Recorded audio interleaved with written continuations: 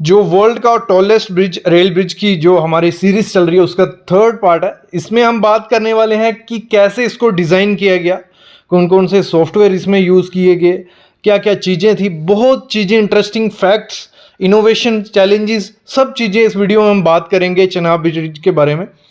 तो मैं स्टार्ट करता हूँ। सबसे पहले इसको जो डिज़ाइन करने के लिए, ब्रिज की मॉडलिंग करने के लिए, एक तो स्टैड सॉफ्टवेयर यूज़ किया गया, दूसरा बीम टेक्ला, मतलब टेक्ला स्ट्रक्चर सॉफ्टवेयर इसके लिए यूज़ किया गया। उसकी हेल्प से ये पूरा डिज़ाइन किया गया। अप्रॉक्स 10 लोग इसको डिज़ाइनिंग में रहे, जो 10,000 घंटे उन्होंने दिए हैं इसकी डिज़ाइनिंग में। अप्रॉक्स कुछ 1 साल उन्होंने पूरा इसको डिज़ाइन किया, पूरे टेक्ला स्ट्रक्चर की हेल्प से किया। जहाँ फिर हम बात करें स्टैड की हेल्प से, तो पूरा उन्होंने उसमें सिस्मिक लोडिंग कैसे रहेगी, ब्लास्ट लोडिंग, हर चीज़ के लिए पूरा इन्होंने डिज़ाइन किया। फिर हम बात करते हैं जो इसकी प्लानिंग थी, मॉनिटरिंग थी। बेंटले कॉन्टेक्स्ट कैप्चर सॉल्यूशन है, उन्होंने जो माइक्रो स्टेशन रहता है उसकी हेल्प से पूरी इसकी प्लानिंग, उसके ऊपर मॉनिटरिंग की कि कैसा प्रोजेक्ट चलेगा, कैसा रहेगा, क्योंकि इसमें 3D मॉडलिंग और 2D मॉडलिंग हो सकती है, उसके हेल्प से पूरा हो जाता है। और ये जो बक्कल कोडी रियासी डिस्ट्रिक्ट का ब्रिज है और इतना शानदार खड़ा रहेगा 120 सालों तक।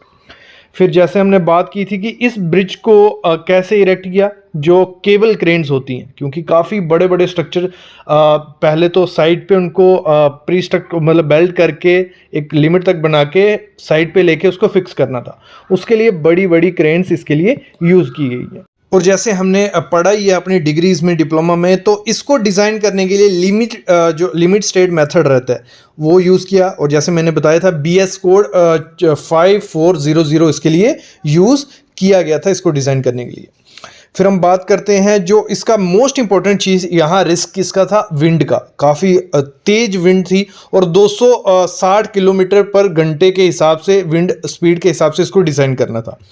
तो उसके लिए काफ़ी नई टेक्नोलॉजी यूज़ की। Norway west force technology laboratory है, उन्होंने काफ़ी टेस्ट कंडक्ट किए। उन्होंने लैब में पूरा आर्च ब्रिज बनाया सेम इसी हिसाब से, और वहाँ पे काफ़ी टेस्ट परफॉर्म किए। विंड स्पीड इस हिसाब से रहेगी तो ये रहेगा। तो जो नॉर्वे की कंपनी थी उन्होंने ये किया कि जो 260 किलोमीटर पर घंटे के हिसाब से अगर हवा भी आएगी तो ये खड़ा रहेगा। फिर जो दूसरा डिज़ाइन था वो स्ट्रक्चर के लिए था, मतलब स्टील का था। तो वो जो इन्होंने किया वो किया सब consultant Leonard Andra and partner of German की कंपनी थी, उन्होंने किया। फिर जो वर्क था, मतलब रिव्यू कैसा वर्क चल रहा है, उसका अलाइनमेंट कैसे, मोस्ट इंपॉर्टेंट चीज़ थी अलाइनमेंट, तो वो एम्बर्ग इंजीनियरिंग कंपनी है उन्होंने किया। एग्जीक्यूशन का काम पूरा संभाला कोंकण रेलवे ने। और फिर कंस्ट्रक्शन वगैरह का काम रहा था एफकॉन कंपनी ने किया। फिर अल्ट्रा कंस्ट्रक्शन इंजीनियरिंग कंपनी है, एक साउथ कोरिया की कंपनी है, और BSL इंडिया, इन सब ने मिलकर ये कंस्ट्रक्शन का काम संभाला। जैसे डिज़ाइन मैंने बताया, टेक्ला स्ट्रक्चर और स्टैड यूज़ किया गया था, तो वो BSP कंपनी और जर्मन बेस्ड लियोनार्ड आंद्रा, उसकी तरफ से ये किया गया। पेंटिंग का जो काम था, जैसे अब 15 साल तक जो पेंट किया रहेगा वो विथस्टैंड रहेगा, new technology, corrosion free resistant paint इन्होंने यूज़ किया था। तो वो एक नोजोबल कंपनी है, उन्होंने ये यूज़ किया, मतलब काम किया। फिर मोस्ट इंपॉर्टेंट चीज़ जो इसकी थी, तो इस ब्रिज को बनाया गया है स्विफ्ट इरेक्शन की हेल्प से। मतलब स्विफ्ट इरेक्शन क्या हो गई, 2 पाइलन खड़े किए, मतलब दोनों तरफ पाइलन खड़े किए। एक 127 मीटर का हाइट था उसका, एक का 105 मीटर हाइट था। तो पाइलन मतलब एक लगा लो, सिंपल भाषा में समझो, पिलर खड़े कर दिए दोनों तरफ, और कैंटिलीवर मेथड से, मतलब दोनों पार्ट साइड उधर पहले बनाए जाते थे, फिर साइड पे आके उन्हें जोड़ा जाता था और उन केबल की हेल्प से उनको पकड़ के रखता था, नहीं तो वो सेल्फ वेट से ही गिर जाती। तो इस प्रोसेस से धीरे धीरे धीरे धीरे पूरी आर्च कंप्लीट की गई। तो ये बहुत इंपॉर्टेंट चीज़ था। और फिर हम बात करते हैं, इसके लिए एक बहुत अच्छी क्रेन यूज़ की गई, जो अप्रॉक्स 35 मीट्रिक टन वेट एक साथ उठा के पूरी सेगमेंट के जो भी पार्ट्स थे उनको उठा के जोड़ सकती थी। जैसे मैंने बताया था, 6 लाख प्लस बोल्ट इसको जोड़ने के लिए लग चुके हैं अभी तक। और दूसरी मैं बात करूं, इस ब्रिज को अभी मतलब रिसेंट इसका 21 मार्च को टेस्ट हुआ, मतलब एक डमी ट्रेन छोटी सी, मतलब वो रहता है क्रेन टक, वो इस पे रन की गई और चेक किया गया कि प्रॉपर से परफॉर्म कर रहा है नहीं। तो अप्रॉक्स 97-98% इसका वर्क कंप्लीट हो चुका था जब हम विजिट पे थे। थोड़ा बहुत काम इनका बाकी था।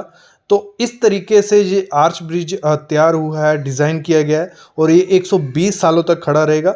तो ये बहुत बड़ी चीज़ है। DRDO ने इसमें हेल्प की, कोंकण रेलवे का बहुत बड़ा हाथ है, एफकॉन का, 3 कंपनियों ने मेन इसमें बहुत फोकस दिया और डिज़ाइनिंग वगैरह के लिए WSP, या हम बात करते हैं जर्मनी की कंपनी, नॉर्वे की कंपनी, ये सब कुछ हुआ है। मतलब जब काम शुरू हुआ तो 2004 में, तो कंप्लीट 2010 में होने वाला था, लेकिन बीच में ये काम रोक दिया गया। किस वजह से? काफ़ी विंड स्पीड थी, टेम्परेचर हार्श था, तो मतलब सेफ्टी नहीं थी, तो उस दौरान इस काम को रोका गया और फिर 2010 में ये काम फिर से स्टार्ट हुआ और अभी अप्रोक्स कंप्लीट होने को आया है और 2024 तक शायद ये जो USBR प्रोजेक्ट है वो पूरा कंप्लीट होकर ट्रेन रन करने के लिए तैयार हो जाए। 2021-22 में ये कंप्लीट होना था, लेकिन डिले हो गया क्योंकि जो एरिया है, जहाँ लोकेशन है, काफ़ी हार्श है, तो इस वजह से ये सब चीज़ें हुई।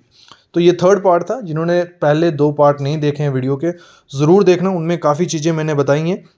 और ऐसे ही एक पार्ट और आएगा जिसमें हम बहुत ही इंटरेस्टिंग इंपॉर्टेंट साइट विजिट करने वाले हैं ब्रिज की, तो उसके लिए भी चैनल को सब्सक्राइब करके रखो और बेल आइकन दबा के रखो।